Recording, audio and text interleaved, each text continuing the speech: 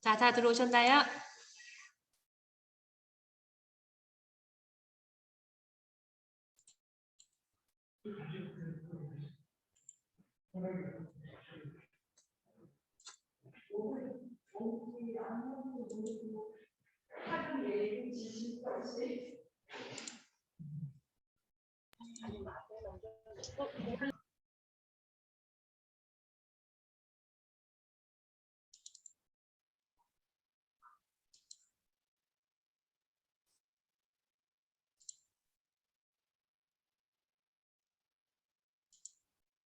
자, 다 들어오셨으면 2부 시작하겠습니다. 자, 이제 멀쩡한 모습으로 돌아왔습니다. 제가 가발만 벗으면 머리 땄어요. 가발만 벗으면 한미모합니다. 제 생각으로. 아까 말씀드렸던 것처럼요. 제가 동화책으로 나와 있는 게 15권 정도 돼 있어요. 그러니까 제가 지금 뭐 작가이고 화가이고 그림책 작가이지만 너가 가장 직업이라고 너의 정체성을 말하라고 한다면 저는 동화 작가입니다. 제가 워낙 무지개 머리를 막 쓰고 다니고 많이 활동을 해서 글에 대해서 오히려 소홀을 인정을 못 받는 부분이 사실은 있었어요.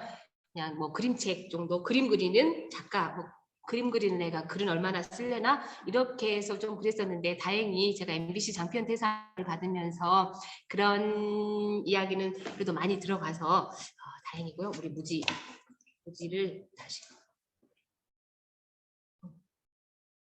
세상에서 하나밖에 없는 저의 분신.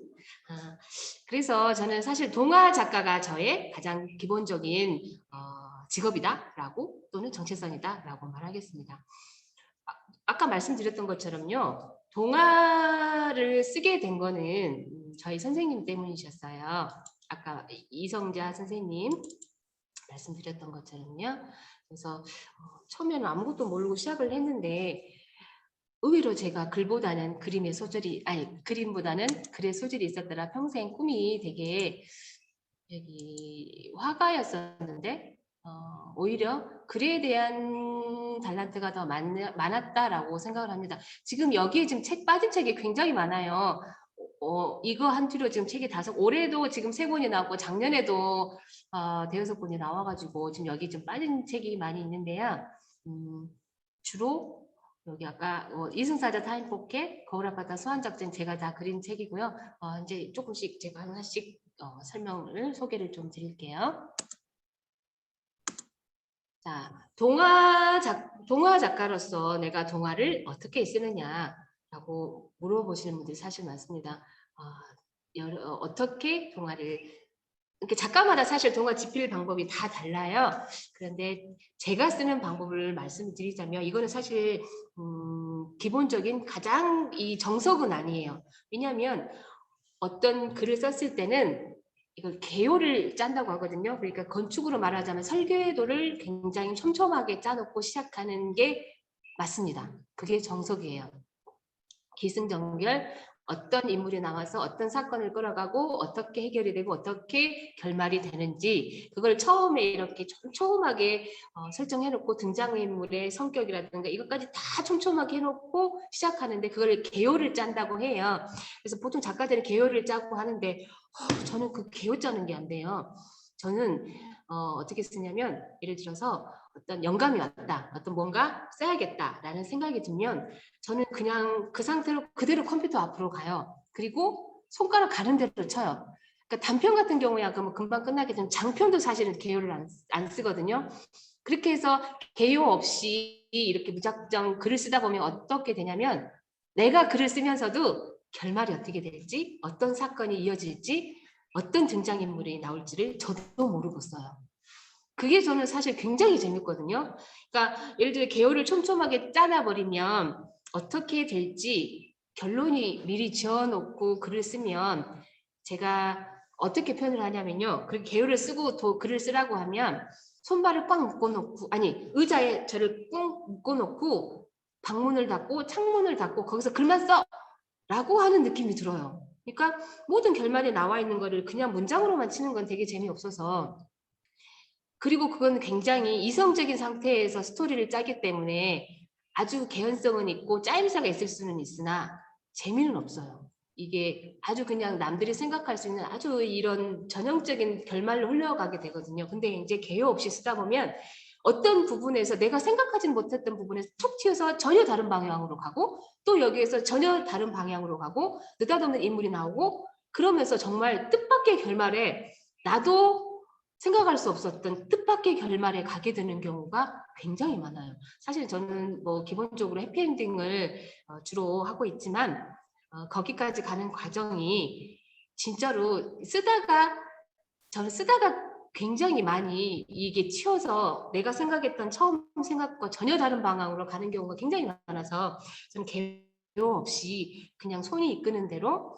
그래서 단편 같은 경우는 보통 원고지 30매가 단편이거든요. 그리고 장편 같은 경우는 200매, 300매, 400매까지도 되는데 장편도 개요 없이 막 쓰다 보면 처음에 그게 뭐 한 100매로 끝날 때도 있고 막 그래요. 그러면은 그 100매가 예를 들어 나왔다 초고로 그냥 막 써가지고 초고로 나왔다. 그러면 이게 내용이 중학년에 맞으면 중학년 원고수로 고학년에 맞으면 고학년 원고수로 이렇게 맞춰가지고 하는 편이에요. 그래서 지금은 제가 뭐 청소년 소설도 한 권 나왔는데 올해 이제 청소년 소설도 계약을 하나 해서 또 써야 되거든요. 그러니까 그런 식으로 개요 없이 상상 그리고 제가 제 동화는 대부분 판타지예요. 생활 동화가 있고 교육 동화가 있고 그다음에 판타지 동화가 있고 역사 동화가 있고 이 동화도 종류가 굉장히 많은데 판타지 동화는 말 그대로 없는 이야기잖아요. 그러니까 일어날 수 없는 이야기. 예를 들어서 마법사가 있고 요정이 있고 이런 거는 실제로 일어날 수는 없잖아요. 그러나 글 속에서는 얼마든지 가능하거든요. 그래서 제가 제 동화의 98%는 판타지 동화예요. 시간 거북이 어지간경도 마찬가지고 쓸모가 없어졌다라거나 이번에 새로 나온 신간 8월달에 나온 따끈따끈한 신간 명랑 이너 멜로디 전부 다 판타지예요. 그러니까 판타지가 아닌 거는 빨간 구두 춘맹씨라고 있는데 그게 제가 제일 처음 했었던 동화인데 사실 판타지로 들어가기 전에 보통 생활동화를 한 번씩 이제 쓰고 가죠. 판타지로 바로 넘어가기는 좀 힘들죠. 그래서 처음 했었던 한 2년에 걸쳐서 썼던 빨간 구두 춘명씨면 빼고 대부분은 다 판타지입니다. 그래서 이렇게 초고가 끝나면 퇴고를 수십 번, 수백 번 이렇게 하게 돼요. 혼자 이렇게 퇴고 다시 이렇게 고쳐서 쓰는 걸 퇴고라고 하거든요. 저 같은 경우는 특히 개요가 없이 쓰기 때문에 중간에 느닷없이 튀어나온 인물이 있고 느닷없이 튀어나온 사건이 있어서 다시 되짚여서 앞에서부터 쭉 깔아줘야 되거든요. 그래서 퇴고가 더 오래 걸려요, 사실. 근데 그 과정이 사실은 제일 지겹고 힘들어요, 퇴고가. 그런데 그럼에도 불구하고 개요를 짜지 않고 하는 습관을 도저히 버릴 수가 없다는. 제 첫 작품은 달팽이도 멀미의 청개구리에서 나왔는데요. 이거는 처음으로 출간한 단편 동화집이고요. 사춘기, 우리 친구들 중에도 사춘기가 아마 온 친구도 있을 텐데 사춘기 이야기만을 묶어서 한 거예요. 그래서 여기는 제가 등단작인 고슴도치 가시를 말다 황금별문학상 받았던 그리고 예민한 아빠 신춘문예 당선됐던 거 그래서 8편 정도의 쌍둥이의 사춘기, 그다음에 편모 사춘기, 편모 편보의 사춘기, 또 아무튼 사춘기에 관련된 여러 가지 이야기가 있습니다. 이건 이제 그림만 그린 거고요. 달려라 불량 감자가 푸른 문학상을 받았던 이것도 사춘기 이야기예요. 왜냐하면 여기 사실은 처음에 단편집에 들어가려다가 단편집에 넣으려고 하는 순간 푸른 문학상 수상 소식이 와가지고 이 책만 따로 출간이 됐어요. 그래서 달려라 불량 감자라는 제목으로 푸른 책들에서 나온 거고요. 새로운 작가상을 수상했던 작품이고요. 이거는 쌍둥이의 그 사춘기예요. 요 친구들이 다음에 또 나오긴 나오는데 그다음에 얼룩말 무늬를 신은 아이가 청소년 소설이거든요. 그러니까 제가 그 글을 쓸 때 어떤 물건, 어떤 장면, 어떤 말 한마디 그런 것으로 시작을 하거든요. 이 얼룩말 무늬를 신은 아이는 우리 딸아이가 양말을 벗어났는데 이게 줄무늬 얼룩말 무늬 양말이었거든요. 그거를 이렇게 벗으면 이렇게 또르르 말려가지고 이렇게 톡 던져놓은 거예요. 근데 어느 날 내가 글을 써야겠다. 아니 그걸 무심코 이렇게 쳐다보는데 거기에서 얼룩말 울음소리를 들었어요. 그래서 제가 바로 컴퓨터 앞에 앉았죠. 그리고 썼던 게 얼룩말 무늬를 신은 아이인데요. 요거는 꼬마가 사탕 2알로 얼룩말한테 무늬를 사요. 그래서 그 무늬로 양말을 만들어 버리는 이야기거든요. 그래서 여러 가지 이야기가 또 숨어 있지만 아무튼 그게 기둥 줄거리인데 이 작품으로 한국아동문학회 우수동화상을 받았어요. 처음에 단편 30매가 그래서 다시 장편으로 했었는데 출판사에 투고를 했는데 출판사에서 출간을 하자. 그런데 이거 청소년 소설로 바꿔주면 안 되세요? 그래서 청소년 소설로 바꾼 그런 작품입니다. 그래서 이건 KBS 독서왕 선정도 돼서 그랬던 작품이에요. 그래서 여기서 전하는 메시지는 당신에게 사탕 2알은 어떤 것인가요? 사탕 2알이 사실은 굉장히 어떤 사람한테는 아주 사탕 2알은 사실 그거 무늬를 판다는 게 말이 안 되는 거죠. 그렇지만 한 번도 사탕을 먹어보지 않은 얼룩말한테는 어마어마한 호기심의 대상이고 굉장히 궁금한 무엇이었을 수도 있고 그러지 않을까? 그래서 이 사람에 따라서 각자 자기가 받아들이는 이미지나 뭐 가치는 다르죠. 나한테 책이 굉장히 중요하지만 어떤 사람들은 그걸로 냄비 받침을 쓸 수도 있어요. 그래서 어떤 사람에 따라 갖게 되는 가치에 대해서 한번 해봤고 그리고 여기 가족 엄마와 아이의 이야기거든요. 그래서 당신에게 가족이란 어떤 의미입니까? 라는 메시지를 담고 있습니다. 그래서 그리고 그 다음에 빨간 구두 춘맹씨 요것이 제가 처음 쓴 장편이에요. 그래서 요거는 이것도 산림문학상 최종 본심에 들었는데 2등으로 떨어졌거든요. 이것도 상금이 1000만 원이었어요. 2등으로 떨어졌는데 중수출판사 컨텐츠 지원에도 선정이 됐었고 요거는 완도 멸치여장이 배경이거든요. 제가 완도 멸치여장에서 며칠 아는 분 일을 도와준 적이 있어요. 그래서 그 경험과 그리고 그 경험으로 쓴 건데 그래서 다문화 이야기를 좀 다룬 거예요. 우리 주위에 보면 외국에서 오신 분들이 굉장히 많잖아요. 근데 이분들한테 우리가 너무나 많은 선입견을 갖고 있거든요. 사실은 저도 사실은 그랬어요. 외국에서 가난해서 거의 팔려오다시피 한 그런 분들 그렇게 오해를 하고 있었는데 절대 아니에요. 주위에 이렇게 보면 대학까지 다니셨고 굉장히 꿈을 위해서 여기로 오신 분들도 굉장히 많고 그리고 실제로 여기 와서 막 굉장히 그 자기 개발이라든가 사회적으로 활동하고 그런 분 너무 멋진 분들이 굉장히 많더라고요. 그래서 그분들의 그 다문화 여성들에 대한 선입견에 대해서 한번 이야기를 하고 싶었고 이거는 중국에서 포춘맹이라는 여자가 주인공이거든요. 사실은 처음에는 다른 이름이었는데 제가 어디 카페를 갔었는데 어떤 되게 예쁜 여대생인 것 같았어요. 20대 여자가 서빙을 하는데 중국 우리 억양이 아니더라고요. 그래서 혹시 중국에서 오셨어요? 그랬더니 맞다고. 근데 이름이 포춘맹이래요. 포춘맹이 새로운 새싹, 희망, 너무 뜻도 좋고 교환 학생으로 왔던 대학교에서 교환 학생으로 왔던 친구인데 너무너무 열심히 살고 있었어요. 그 친구의 이름으로 바꿨고 그 친구의 모델도 있고 그래서 여기 주인공 이름이 포춘맹이 됐고요. 여기 빨간 구두를 신고 있어요. 근데 이 빨간 구두 춘맹 씨를 보고 사실은 이거 현장에서 저를 만났다면 아마 이 구두를 신고 있었을 거예요. 빨간 구두. 요거를 저 독자분이 읽고 저한테 선물해 주신 거예요. 그래서 이 강연 갈 때는 제가 이 강연용으로만 신는 신발이에요. 그리고 요거를 이제 읽어보시면 이걸 읽어보신 분들이 하시는 말씀이 내가 지금까지 쓴 동화 중에 가장 캐릭터가 나랑 닮은 캐릭터예요. 춘맹 씨가 제 캐릭터랑 거의 비슷해요. 그런 말 많이 들었어요. 그래서 저에 대해서 알고 싶다면 저희 춘맹 씨를 읽으셔도 괜찮겠습니다. 그리고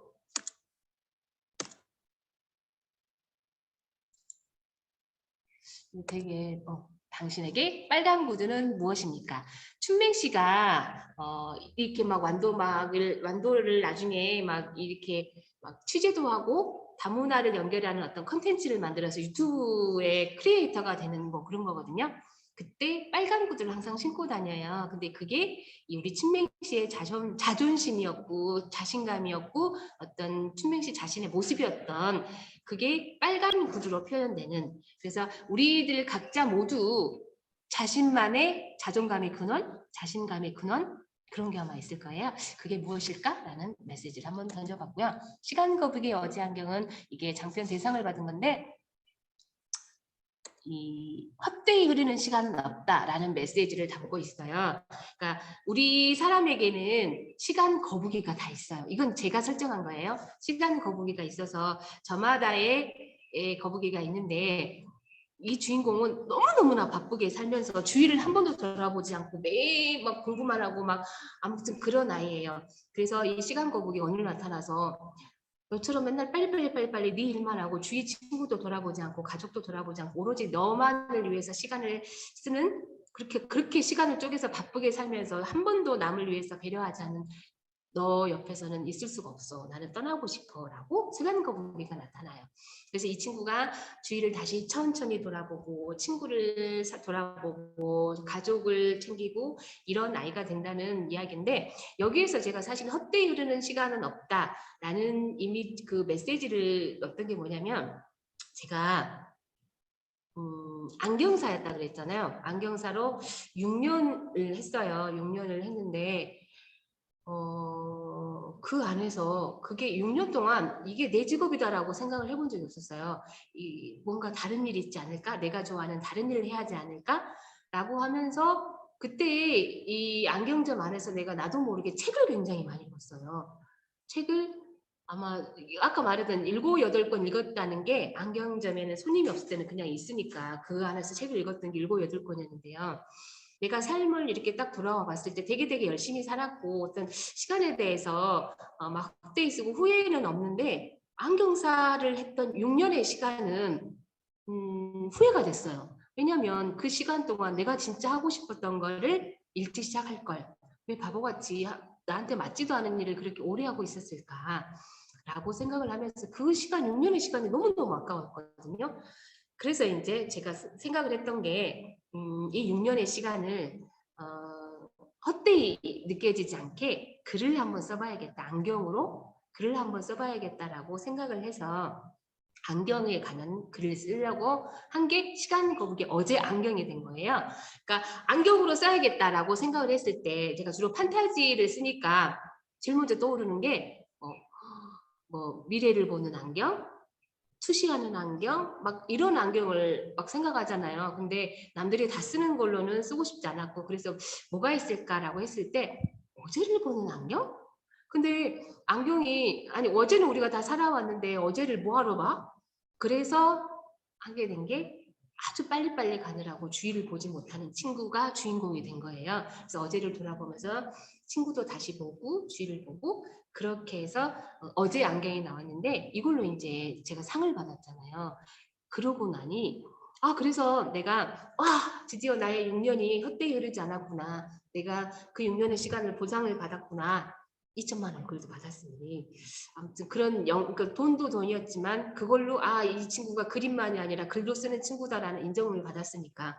근데 다시 생각해 보니까 그 6년의 시간이 나를 작가로 만들었구나라는 생각을 우리 고운 미소 지은 중에 누군지가 하품을 했어요, 금방.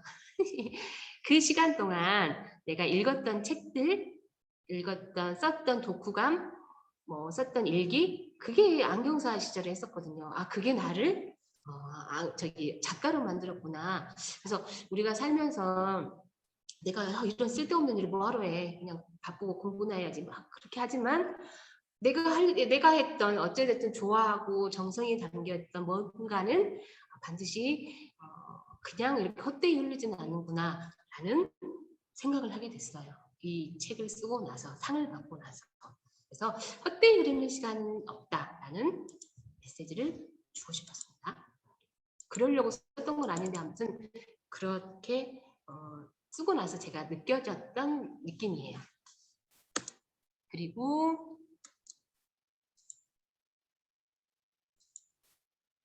아까 말했던 거울 아바타 소환 작전이 이거는요. 제가 그 아파트 재활용함에 어느 날 비가 오는 날 집을 오는데 아파트 재활용함에 이렇게 큰 요거 실제로 이 표지에 있는 이 거울 실제 모양이에요. 이 거울이 떡하니 있는 거예요. 전신 거울이 엄청 제 키만하게 큰 애가 너무나 멀쩡해가지고 이사 가면서 버렸는지 어쩐지 모르겠는데 너무나 멀쩡해서 이 친구를 데리고 왔죠. 데리고 가서 밤새 이야기를 나눴어요. 그리고 썼던 게 다다다닥 썼던 게 90매가 나왔어요. 그리고 다시 이거를 200매로 장편으로 바꿔서 중학년 장편 동화로 나오는데 이거는 이제 전국청소년 토론대 선정 도서가 된 거고, 이 내용은 거울 속에 저기 친구들 우리 엘리베이터 탔을 때 거울 양쪽에 있을 때 보면 이 거울 속에 또 거울 있고 거울 있고 거울 있고 거울 있고 이런 거 본 적 있죠. 양쪽 엘리베이터에서 거울이 이렇게 있을 때 선생님 그거 볼 때마다 거울 속에 미로가 있나? 거울 미로 안에 빠지면 꼼짝없이 절대 못 나오겠다. 이런 상상을 했었거든요. 그게 이 동화의 배경이에요. 거울 미로. 그래서 말하는 거울이에요. 이 거울이 되게 이 건방진 거울인데 너 나 안 데리고 가면 너 큰일 날걸? 막 이렇게 협박해가지고 주인공 아주 소심한 주인공 친구 집에 가게 돼요. 이 거울이. 그런데 거울 아바타 소환작전이라 했으니까 그 거울 아바타는 뭐냐면 우리가 거울에 이렇게 나를 비치면 나랑 똑같은 내가 보이잖아요. 그러면 그게 저는 아바타라고 이제 생각을 한 거예요. 그게 제 설정이에요. 그런데 우리가 안에 똑같은 아바타는 나랑 똑같은 모양을 한 그 캐릭터잖아요. 근데 어쩌면 내가 알지 못하는 여러 가지 아바타들이 내 안에 숨어 있지 않을까? 예를 들어서 뭐 지혜로운 아바타, 뭐 착한 아바타, 거짓말하는 아바타, 변덕쟁이 아바타, 여러 가지 성격의 아바타들이 있을 거예요. 그런 아바타의 모습이 비치지 않을까. 그래서 주인공 이름이 플리비거든요. 책이 많으니까 주인공 이름 헷갈리네. 플리비인데 얘는 굉장히 소심한 아이예요. 그래서 친구들한테 맨날 놀림당하고 막 그러는데 그래서 이 거울이 그러는 거야 얘한테. 야, 너는 네 아바타 관리를 도대체 어떻게 한 거야? 네 아바타들이 네가 싫다고 다 도망와서 내 몸속에, 내 거울 미로 안에 몸속에 숨었어. 간지러워 죽겠어. 너는 도대체 어떻게 생활하는 거니? 라고 이 거울이 시비를 거는 거죠. 그래서 이 친구가 나한테 있는 용기 아바타도 나를 떠나버렸구나. 그래서 내가 친구들한테 맨날 당하고 막 친구들이 놀려도 말 한마디도 대꾸 못하고 그런 거구나 라고 생각을 한 거예요. 그래서 이 친구가 용기 아바타를 찾으러 거울 미로 속에 들어가요. 그런 이야기예요. 근데 여기에서 주는 메시지는 뭐냐면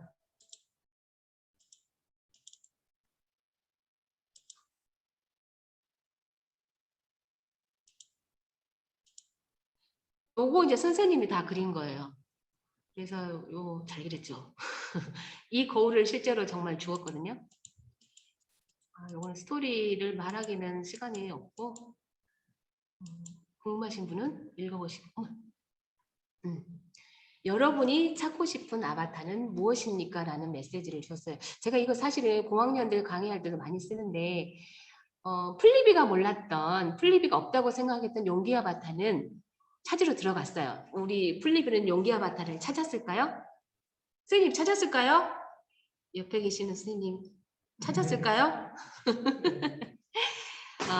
찾았죠. 근데 이제 이 여기에서 그래요. 용기 아바타를 찾으러 갔는데 거기에서 답을 알고 있는 사람이 1000개의 눈이라는 게 나오거든요. 이것도 저의 설정이에요. 이 1000개의 눈이 말을 하죠. 네가 용기 아바타를 찾으려고 거울 속에 띄워줄 때 내 안에는 이미 용기의 아바타가 있었다. 너는 용기 아바타는 너를 떠난 적이 없어. 라고 말을 하죠. 그래서 이런 메시지를 주고 싶었어요. 내가 알지 못하는 여러 가지 나의 무한한 잠재성, 무한한 가능성, 무한한 능력이 우리 안에는 다 숨어 있지 않을까? 그런데 우리가 그걸 발견하지 못하고 없다고 생각하고 그래서 나의 진짜 가치를 몰라주지 않을까, 내 스스로가. 그런 이야기를 썼어요. 그래서 진짜로 나에게는 너무너무 멋진 아바타들이 많이 있을 거예요 라는 이야기를 친구들한테 해주고 싶었습니다. 이승사자의 타임포켓은요, 저승사자는 많이 들어봤는데 이승사자는 처음 들어보셨죠? 이승사자라는 저승신 중에 이승사자가 있대요. 저승사자가 영혼을 이렇게 데려가잖아요. 죽은 영혼을. 근데 그러다 보면, 많이 데려가다 보면 실수로 잘못 데려갈 수도 있고 일부러 잘못 데려갈 수도 있고 막 아무튼 저승사자가 잘못할 수도 있는 거를 감시하고 하는 게 이승사자라는 저승신이 실제로 있대요. 설화에서 제가 읽었거든요. 그러니까 뭐 저승사자가 실제로 있는지 모르겠지만 아무튼 우리 설화에 저승신 중에 이승사자가 있어요. 그래서 이승사자라는 그 단어 하나가 너무 꽂혀가지고 딱 머리에 박혀서 이승사자라는 단어 하나로 요걸 쓴 거예요. 그래서 이승사자, 진짜 매력 있다. 그럼 컴퓨터 앞에 앉아서 이승사자. 그럼 배경을 뭘로 할까? 영혼이 많이 있어야 되니 종합병원이 좋겠다. 그래서 종합병원이 나왔고 주인공이 윤은우라는 심장병이 때문에 혼수 상태에 빠진 아이예요. 그래서 이 아이의 영혼이 밖에 나왔는데 이 밖에 나온 사이에 이 영혼이 문을 닫아버려가지고 자기 몸속에 들어가지 못하고 떠도는 이야기예요. 이 아이가. 그래서 병원 속에서 영혼으로 떠돌다 보니 다른 영혼들도 만나고 그렇게 해서 이승사자라고 불리는. 왜냐하면 친해진 영혼들이 막 저승사자가 와서 데려가 버리니까 못 데려가게 하려고. 얘는 죽은 게 아니잖아요. 사실은 몸은 살아있고 영혼이 몸속에 들어가지 못해서 이렇게 떠도는 아이라서 영혼은 살아있어요. 아니 몸은 살아있고 그래서 저승으로 갈 수도 없게 떠도는 영혼이어서 이 친구가 저기 뭐냐 저승사자가 친구 영혼들 못 들어가게 방해하는, 그래서 이승사자가 됐다는 뭐 기둥 줄거리는 그거고요. 그래서 이 동화는 사실 제 동화 중에 유일하게 주인공이 죽어요. 죽었는데 그게 뭐 죽는 걸로 끝나진 않지만 그때 마침 세월호 사건도 있어가지고 그 코드도 담았거든요. 그러니까 세월호에서 죽은 아이들이 조금 더 긴 타임 포켓이 여기서 수명이에요. 수명을 좀 길게 갖고 다음 생에, 여기는 제가 환생이라는 코드도 심었기 때문에 다음 세상에는 조금 더 좋은 세상에서 조금 더 길게 살다 가라는 메시지를 담았는데, 요거는 내가 쓰면서도 굉장히 많이 울었고 퇴고를 하면서 많이 울었고 책에 나와서도 볼 때마다 눈물이 나가지고 잘 못 보고 강연도 이야기만 나오면 오는데, 아무튼 내 동화에서 가장 나를 슬프게 하는 그런 동화예요.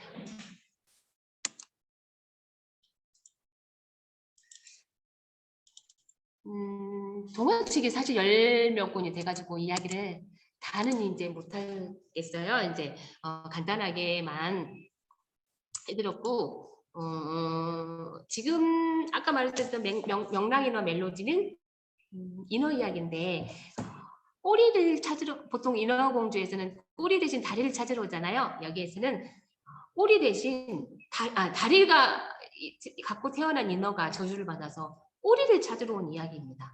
그래서 바다 생태계나 환경이라든가 뭐 인어의 그 신화적인 것도 있고 정령의 시대 이렇게 다루어서, 그다음에 천체 일식과 월식 천체도 현상도 좀 다룬, 그래서 아이들한테 어떤 이 읽음으로써 알게 되는 지식도 조금 있는 그런 동화책이고요. 지금 계약되어 있는 동화책 지금 나와 있는 게 그림책까지 총 합해서 20권인데 앞으로도 계약되어 있는 게 한 저기 뭐냐 한 15권 정도 또 더 있어요. 아무튼 지금 출판사에서 그림 작가들이 제대로 그림 시간을 못 맞춰가지고 안 나오는데 9월 달에도 킥복싱을 주제로 한 동화책이 나와요. 제가 동화를 쓸 때는 판타지를 주로 쓰긴 하지만 판타지도 설득력이 있고 개연성이 있고 이게 그럴 수도 있겠다라는 이해가 있어야 되는 게, 무턱대고 막 아무렇게나 짓고 막 이런 건 아니거든요. 그래서 제가 기본적으로 경험했던 바를 판타지화 시켜요. 그러니까 아까 그 무지개 작가 영상에도 보시면 제가 킥복싱도 했고 낚시도 했고 그다음에 뭐 벨리댄스도 했고 여러 가지를 했거든요. 그래서 낚시를 했던 경험은 요 명랑이너 멜로디에서 나와요. 이 주인공이 멜로디를 낚아버리거든요, 낚시로. 그래서 그런 거, 그다음에 다음 달에 나올 정국이 이제 나는 킥복싱을 했던 그 경험을 쓴 거고, 그다음에 계약을 했는데 내년에 아마 이거 나올 건데 샌드아트도 제가 했었거든요. 그래서 모래 마법사의 황금 모래 해가지고 이건 시리즈로 하기로 했어요. 그래서 내년에 그건 나와요. 그래서 동화를 쓰거나 어떤 무엇이든 그림을 그리거나 했을 때 아까 제가 작가가 되기 위해서는 책을 많이 읽었고 화가가 되기 위해서는 우리 딸을 따라 그랬다고 하지만 가장 중요한 건 경험인 것 같아요. 그러니까 여행을 많이 하고 책도 어떤 그 제2의 간접적인 경험이잖아요. 그러니까 경험을 많이 하는 게 어떤 삶을 살든 그게 도움이 굉장히 많이 된다라는 말을 하고 싶어요. 그래서 친구들도 공부도 중요하지만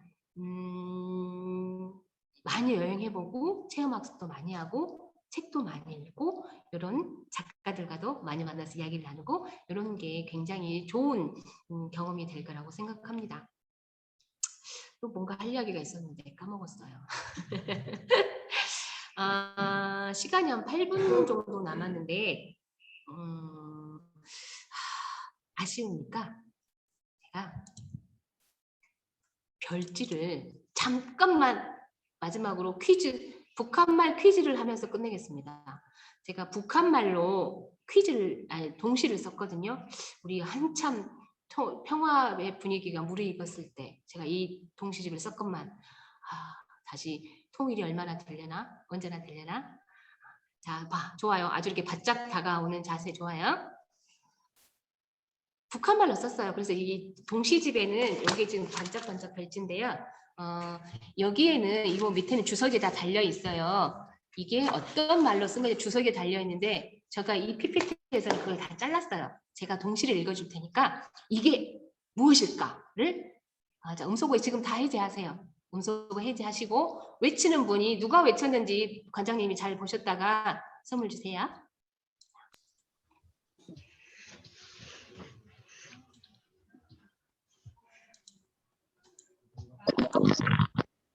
자, 네모네모 설기과자.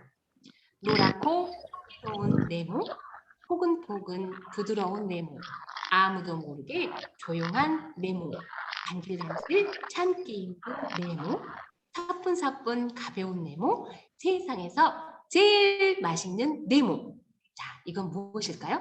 자, 설기과자는 북한말로 설기과자예요. 우리말로 설기과자는 무엇일까요? 자, 음소거 모두 해제. 선생님 여기 음소거 모두 해제해 주세요. 여기 뭐냐? 크게. 이거 음소거 해제 하실 수 있거든요. 호스트가 다 전체 음소거 해제할 수 있는데. 뭘까요? 내자예요. 외래어예요.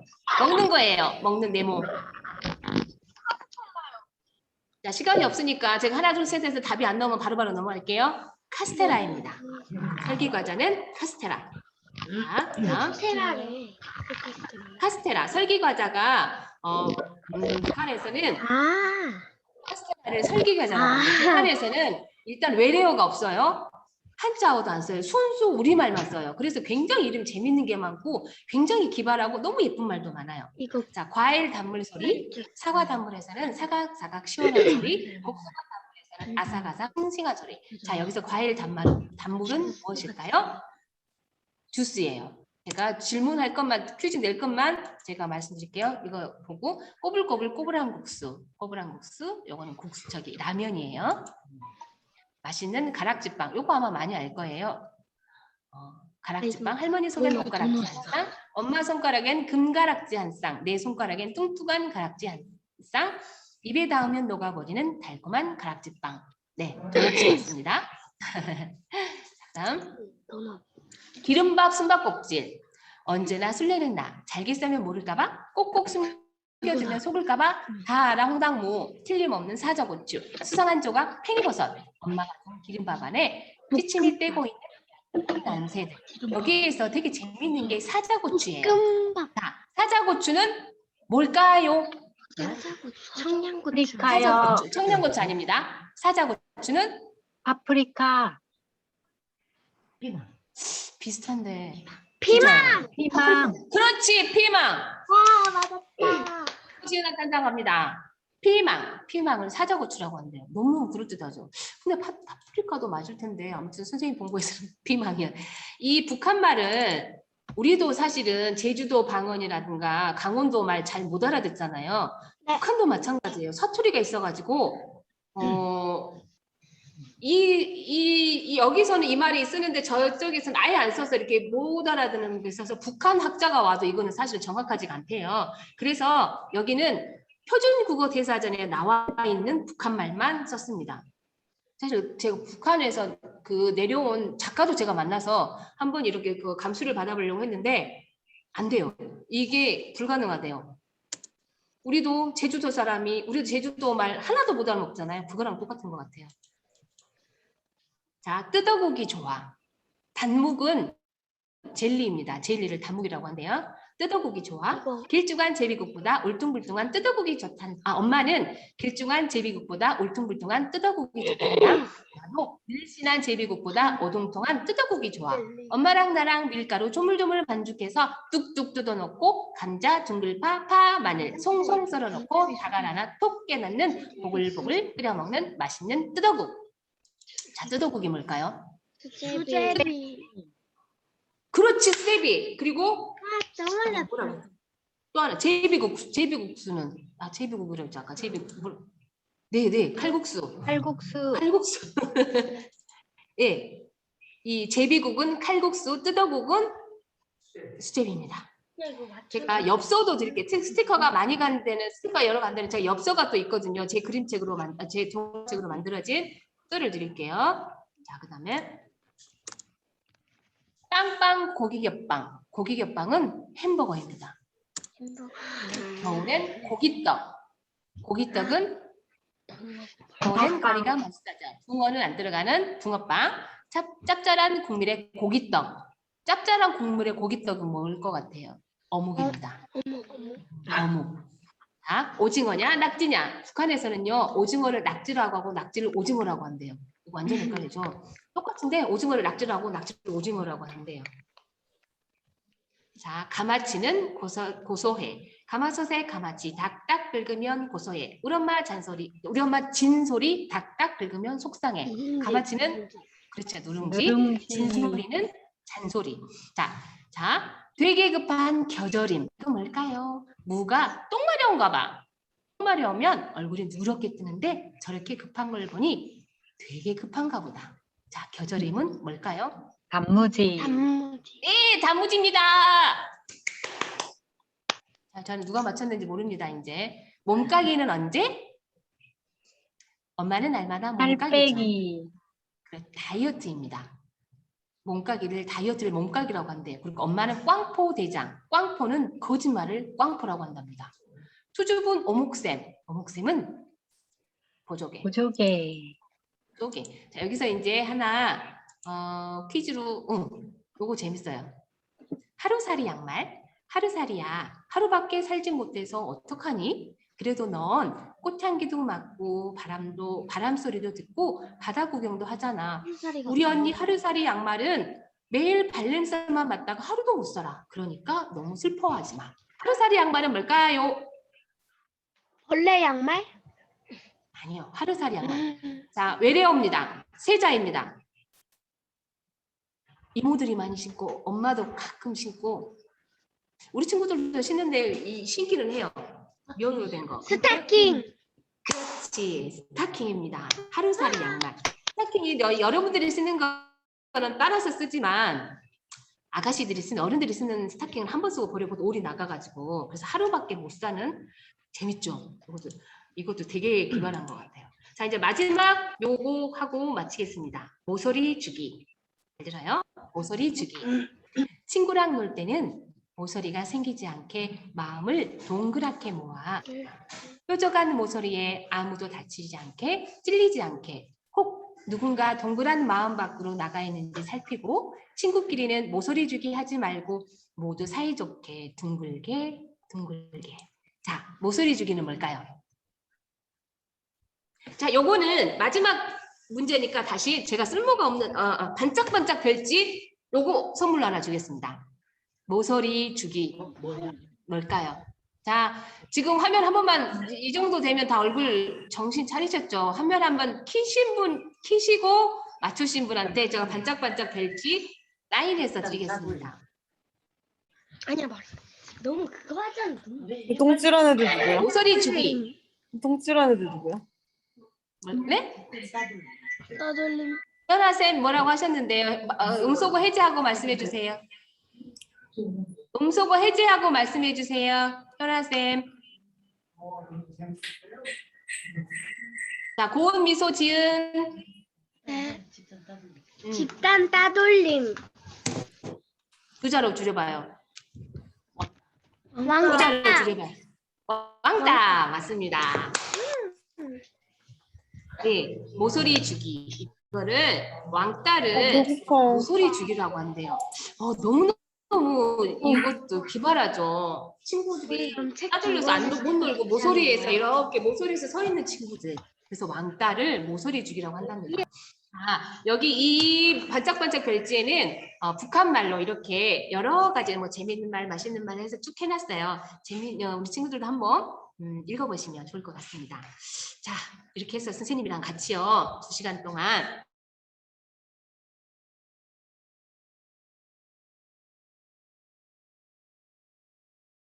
선생님 여러분들한테 좋은 경험이 될 수 있기를 바라고요. 제가 마지막으로 남기고 싶은 말 한 가지만 하고 제가 빠이빠이 할게요. 선생님은요. 여러분 아까 말씀드렸던 것처럼 미래를 나오지 좋은 대학을 나오지도 않았고 저희 집이 부자이지도 않았어요. 그렇지만 우리 친구 제가 했던 거는 그러니까 옆에서 왔다 갔다 저 선생님이니까요.